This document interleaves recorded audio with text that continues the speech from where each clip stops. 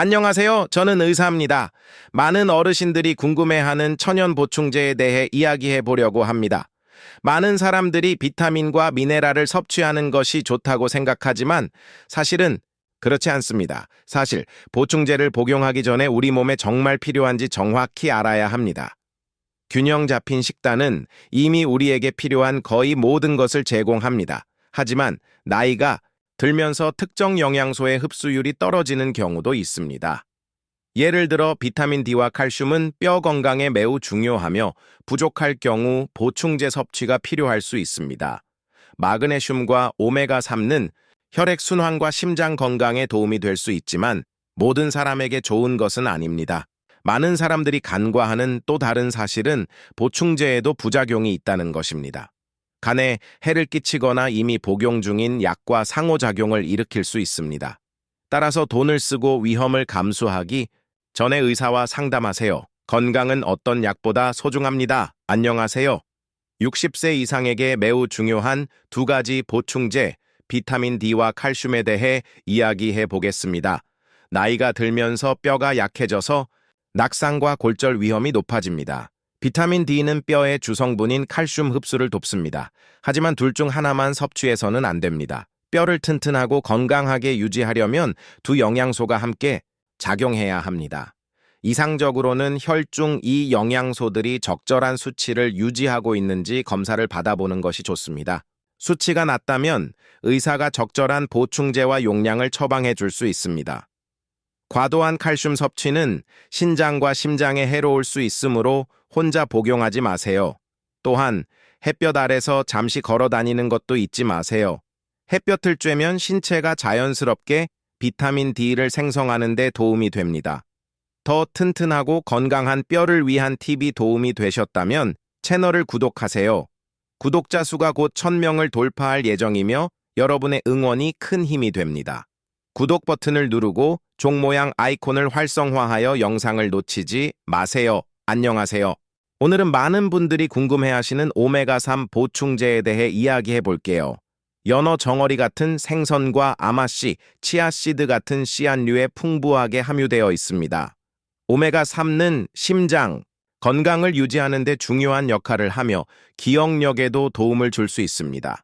연구에 따르면 오메가3는 체내 염증을 줄이고 동맥을 건강하게 유지하는 데 도움이 된다고 합니다. 하지만 오메가3 보충제를 복용하기 전에 반드시 의사와 상담하는 것이 중요합니다. 한근고제와 같은 혈액 희석제를 복용 중이라면 오메가3가 출혈 위험을 증가시킬 수 있기 때문입니다. 또한 품질이 좋지 않은 보충제는 건강에 해로운 성분을 함유할 수 있습니다. 따라서 구운 생선이나 씨앗류처럼 식단에서 좋은 지방을 찾는 것이 가장 좋습니다. 그래도 보충제를 복용해야 한다면 의사가 본인에게 가장 적합한 종류와 복용량을 알려줄 것입니다. 혼자 복용하지 마세요. 알겠죠? 안녕하세요. 오늘은 노인들에게 매우 유용한 미네랄인 마그네슘에 대해 이야기해 보려고 합니다. 마그네슘은 근육 기능, 기분 조절 등 여러 신체 기능에 관여합니다. 마그네슘이 부족하면 경련, 피로, 심지어 수면 장애까지 겪는 경우가 많습니다. 그래서 많은 분들이 보충제 복용이 필요한지 궁금해하십니다. 사실 마그네슘은 녹색 잎채소, 견과류, 씨앗류와 같은 음식에 많이 함유되어 있습니다. 하지만 식단만으로는 부족할 수 있으므로 보충제가 도움이 될 수 있습니다. 하지만 마그네슘을 너무 많이 섭취하면 설사를 유발하고 다른 미네랄의 흡수를 저해할 수 있으므로 캡슐을 구매하기 전에 검사를 받고 이 주제에 대해 잘 아는 전문가와 상담하는 것이 좋습니다. 마그네슘은 훌륭한 동반자가 될 수 있지만 올바르게 적정량으로 섭취해야 합니다. 몸 건강 잘 챙기세요. 안녕하세요. 흔히 저지르는 실수에 대해 경고하고 싶습니다. 바로 비타민을 많이 섭취하는 것이 좋다고 생각하는 것입니다. 사실 더 많이 섭취한다고 해서 항상 좋은 것은 아닙니다. 비타민을 너무 많이 섭취하면 간과 신장에 과부하가 걸려 유익보다 더 큰 문제를 일으킬 수 있습니다. 예를 들어 비타민 A를 너무 많이 섭취하면 뼈에 해를 끼치고 비타민 E를 너무 많이 섭취하면 출혈 위험이 높아질 수 있습니다. 게다가 이미 약을 복용 중인 분들은 상호작용 위험이 더 높을 수 있습니다. 따라서 혼자 과다 복용하지 마세요. 가장 좋은 방법은 의사와 상담하고 정말 필요한지 검사를 받는 것입니다. 음식만으로도 신체의 필요량을 충분히 충족할 수 있는 경우가 많습니다. 보충제를 섭취해야 하는 경우 의사가 적절한 복용량을 알려줄 것입니다. 자연적인 보충제라 하더라도 과다 복용은 위험할 수 있다는 점을 명심하세요. 몸을 책임감 있게 돌보고 과다 복용하지 마세요. 안녕하세요. 이제 장에 좋은 미생물인 프로바이오틱스에 대해 이야기해 볼까요? 많은 노인분들이 변비나 소화 불량으로 어려움을 겪습니다. 이러한 경우 프로바이오틱스는 장내 세균총의 균형을 맞추고 소화를 개선하는 데 도움을 줄 수 있습니다. 또한 신체의 방어력을 강화하여 감염 예방에도 도움이 됩니다. 프로바이오틱스는 천연 요구르트, 케피어, 심지어 일부 보충제에서도 찾아볼 수 있습니다. 하지만 모든 프로바이오틱스 보충제가 좋은 것은 아닙니다. 어떤 보충제는 박테리아가 거의 없거나 장에 살아서 도달하지 못할 수도 있습니다. 또한 정기적으로 약을 복용하거나 건강 문제가 있는 분들은 이러한 제품을 섭취하기 전에 의사와 상담하는 것이 좋습니다. 프로바이오틱스는 장 건강에 큰 도움이 될 수 있지만 좋은 품질을 적시에 사용해야만 효과가 있습니다. 장과 몸 전체를 건강하게 관리하세요. 안녕하세요. 많은 분들이 기억력 향상 보충제가 있는지 궁금해하십니다. 나이가 들면 이름, 날짜, 약속을 잊어버리는 건 흔한 일이죠. 하지만 뇌에 기적을 선사한다고 하는 이 캡슐들이 정말 효과가 있을까요? 사실 은행나무 추출물이나 포스파티딜세린 같은 성분들은 오랫동안 연구되어 왔습니다. 어떤 연구에서는 기억력에 약간의 효과가 있다고 하지만 건강한 습관을 대체할 만큼 효과가 있는 것은 아닙니다. 충분한 수면, 몸과 마음의 운동, 균형 잡힌 식단 유지가 뇌를 보호하는 가장 좋은 방법입니다. 또한 빠른 효과를 약속하는 보충제는 약을 복용하는 사람들에게 오해의 소지가 있거나 심지어 위험할 수 있으므로 주의해야 합니다. 기억력 향상 보충제를 복용하기 전에 항상 의사와 상담하세요.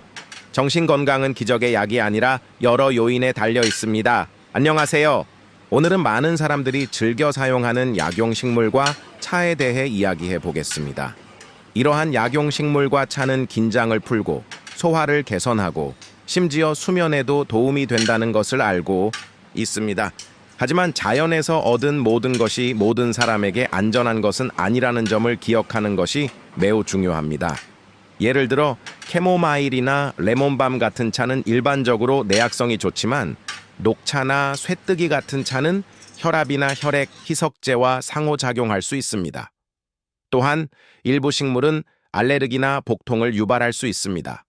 따라서 차나 허브 캡슐을 섭취하기 전에 의사와 상담하세요. 의사는 해당 차나 허브 캡슐이 몸에 좋은지 그리고 이미 복용 중인 다른 약의 효과에 영향을 미치는지 알려줄 것입니다.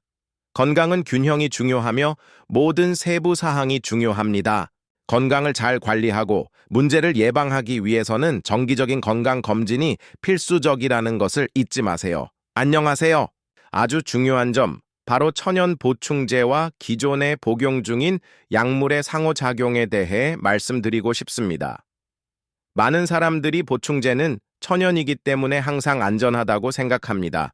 하지만 사실은 그렇지 않습니다. 예를 들어 일부 차와 약용식물은 혈압, 당뇨병 또는 한근고제와 상호작용하여 부작용 위험을 높일 수 있습니다. 이는 보충제가 간과 신장에서 이러한 약물을 처리하는 방식을 변화시킬 수 있기 때문입니다.